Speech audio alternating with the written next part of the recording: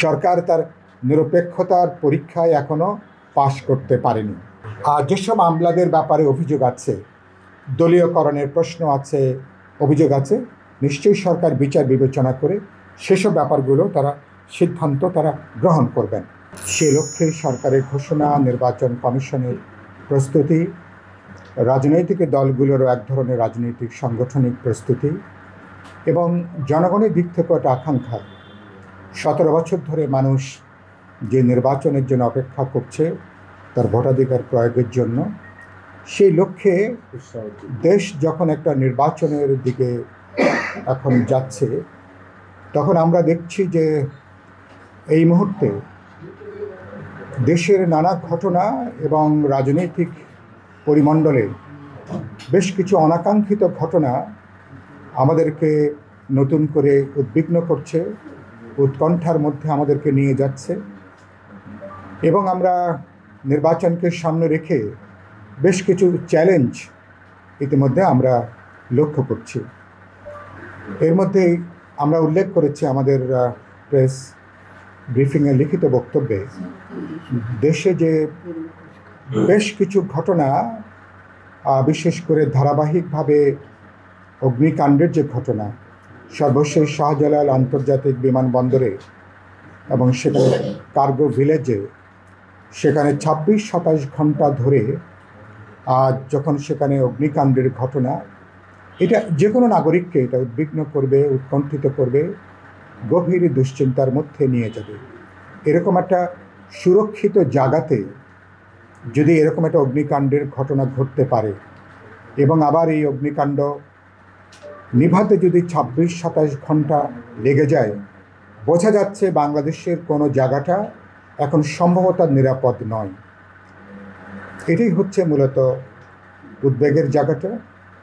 এবং আমরা এই ধারাবাহিক যে অগ্নিকাণ্ডের ঘটনা, এসব ঘটনার পেছনে সত্যি সত্যি কোনো নাশকতামূলক কোনো তৎপরতা আছে কিনা, কারো কোনো অভিসন্ধি আছে কিনা, বাংলাদেশকে একটা অনিশ্চিত একটা পরিস্থিতির দিকে নিয়ে যাওয়ার জন্য কোনো মহল পেছনে থেকে কাজ করছে কিনা, ইত্যাকার নানা প্রশ্ন নাগরিকদের মধ্যে, জনগণের মধ্যে আজকে দেখা দিয়েছে। আমরা দেখতে চাইব খুবই দ্রুত একটা বিশ্বাসযোগ্য নিরপেক্ষ তদন্ত হবে বিমানবন্দরের এই কার্গো ভিলেজের অগ্নিকাণ্ড সহ সাম্প্রতিককালে সংগঠিত অগ্নিকাণ্ডের ঘটনা। মানুষ প্রকৃত ঘটনা জানতে পারবে, বুঝতে পারবে, অপরাধীদেরকে শনাক্ত করা হবে এবং এই ঘটনার দায় দায়িত্বকে নির্দিষ্ট করা হবে। না হলে আমার আশঙ্কা, এ ধরনের ঘটনা যদি এটা নাশকতা হয়ে থাকে, এখন যদি কার্যকর উদ্যোগ নেওয়া না যায়, তাহলে আগামী দিনে এ ধরনের আরও অনাকাঙ্ক্ষিত ঘটনার হয়তো আমাদেরকে মুখোমুখি হয়তো আমরা হব।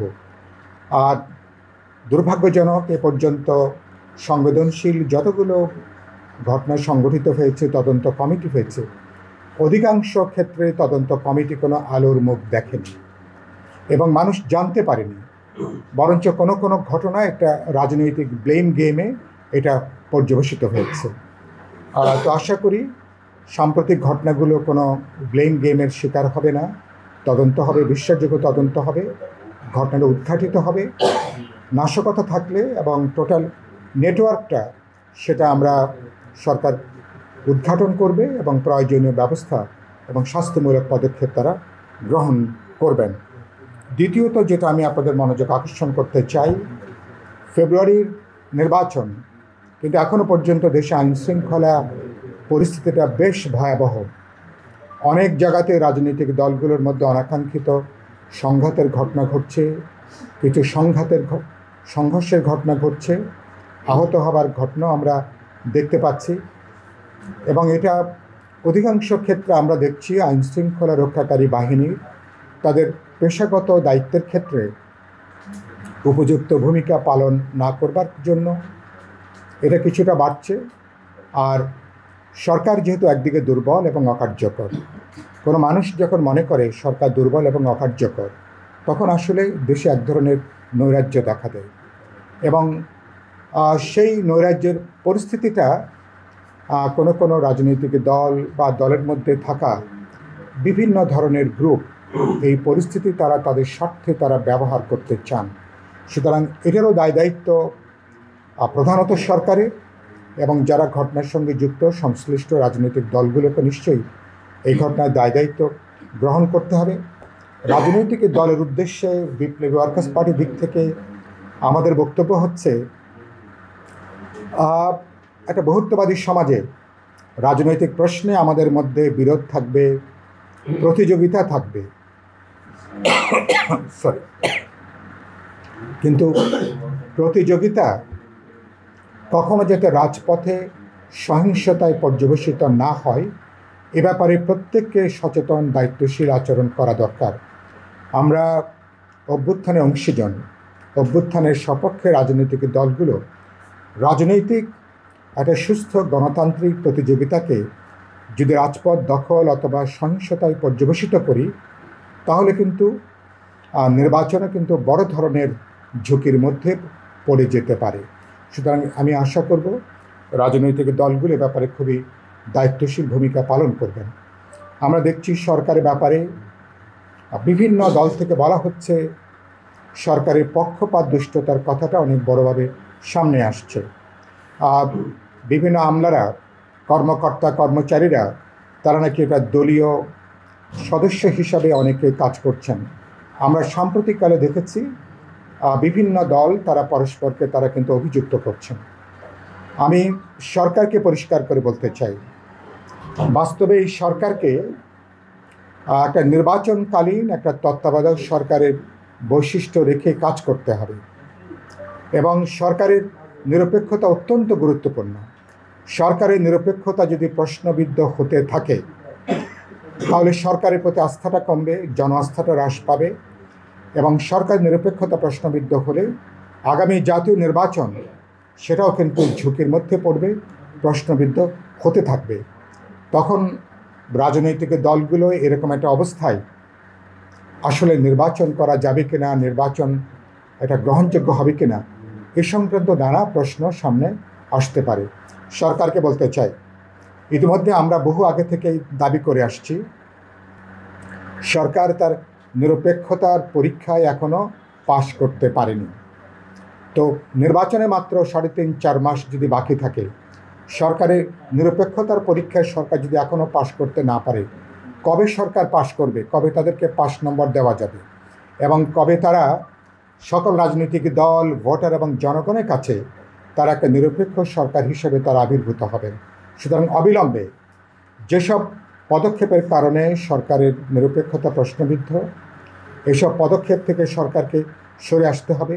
যেমন ধরুন, বন্দর ব্যবস্থাপনার নাম করে, উন্নত ব্যবস্থাপনার নাম করে তারা বন্দরগুলোকে বিদেশি কোম্পানির কাছে দেবার একটা পাঁয়তারা এখানে চলছে। এ ধরনের অনেকগুলো তৎপরতা আছে, সময়ের অভাবে আমি উল্লেখ করছি না। এসব তৎপরতা তাদেরকে বন্ধ করা দরকার। এগুলো একটা অন্তর্বর্তী সরকারের কাজ নয়। আগামীতে নির্বাচিত সরকার এলে, জনগণের ম্যান্ডেট প্রাপ্ত রাজনৈতিক সরকার এলে আমার বন্দর ব্যবস্থাপনা সহ বিভিন্ন মেগা প্রকল্প জনগুরুত্বপূর্ণ বিষয়ে যেখানে নীতি নির্ধারণের সিদ্ধান্তের প্রয়োজন হবে, সেসব ব্যাপারে পরবর্তী সরকার সিদ্ধান্ত গ্রহণ করবেন। তাদের উচিত হবে, একান্তই এখন বিচার চলছে, বিচারের কাজটাকে তারা আরও দৃশ্যমান করবেন, জোরদার করবেন। সংস্কারের ব্যাপারে তারা সেখানে উদ্যোগটা অব্যাহত থাকবে, এবং জাতীয় নির্বাচনের ব্যাপারে সর্বাত্মক মনোযোগ এবং প্রস্তুতি নিবদ্ধ করা দরকার। এর বাইরে যত এজেন্ডা আছে, সকল এজেন্ডাগুলো সরকারকে গুটিয়ে আনা দরকার, এবং তাদের প্রধান যে কর্তব্যটা, যে বিচার এবং সংস্কারের প্রক্রিয়াতে আমরা বলেছি গণভোট এবং জাতীয় নির্বাচন, এবং সেটা যদি ফেব্রুয়ারিতে একই দিনে অনুষ্ঠিত হয়, যেটা রাজনৈতিক দলগুলোর অধিকাংশের কাম্য, দেশবাসীর কাম্য এবং ভোটারদের কাম্য, তাহলে বাংলাদেশ একটা গণতান্ত্রিক পথে বাংলাদেশ হাঁটতে পারবে। সেজন্য সরকারকে বলতে চাই, এই নীতিগুলো তারা যেগুলো তাদের এজেন্ডার বাইরে, তারা এগুলোকে বন্ধ করবেন। আর যেসব উপদেষ্টার কারণে সরকার বিতর্কিত হয়ে আছেন, আমি নাম উল্লেখ করতে চাই না, নামটা আমার চেয়ে আপনারা ভালো করে জানেন। অনেক আগেই সরকারের উচিত ছিল তাদেরকে অব্যাহতি দেওয়া, তারা এখনও পর্যন্ত তারা অব্যাহতি গ্রহণ করেননি। সরকার উচিত হবে দ্রুত, একেবারে কাল বিলম্ব না করে বিতর্কিত এবং যারা অকার্যকর উপদেষ্টা আছেন, গত 14 মাসে যাদের দৃশ্যমান কোনো কার্যকারিতা দেখা যায়নি, উচিত হবে তাদেরকে অব্যাহতি দেওয়া। তারা যদি আনন্দের সাথে অব্যাহতি না নেন, সরকার উচিত হবে তাদেরকে সেখানে অপসারণ করা এবং প্রয়োজন বোধে 1, 2 জন 3 জন কার্যকর দক্ষ প্রজ্ঞাবান ব্যক্তিকেও উপদেষ্টা মণ্ডলীর সাথে যুক্ত করা, যারা জন আকাঙ্ক্ষা অনুসারে আগামী ফেব্রুয়ারিতে জাতীয় নির্বাচনের মধ্য দিয়ে দেশ যেন গণতন্ত্রের পথে হাঁটতে পারে, এই পথ তারা তৈরি করবেন। আর আমরা একই সাথে বলতে চাই যে যেসব মামলাদের ব্যাপারে অভিযোগ আছে, দলীয়করণের প্রশ্ন আছে, অভিযোগ আছে, নিশ্চয়ই সরকার বিচার বিবেচনা করে সেসব ব্যাপারগুলো সিদ্ধান্ত তারা গ্রহণ করবেন। আমি নির্বাচন কমিশন সম্পর্কে 2-1 কথা উচ্চারণ করতে চাই। নির্বাচন কমিশন বাস্তবে আমরা জানতে পারছি যে তারা নাকি ডিসেম্বরের প্রথম অংশেই জাতীয় নির্বাচনের শিডিউল তারা ঘোষণা করবেন, কিন্তু এখনও পর্যন্ত রাজনৈতিক দলগুলোর সাথে নির্বাচন কমিশনের কোনো বৈঠক হয়নি।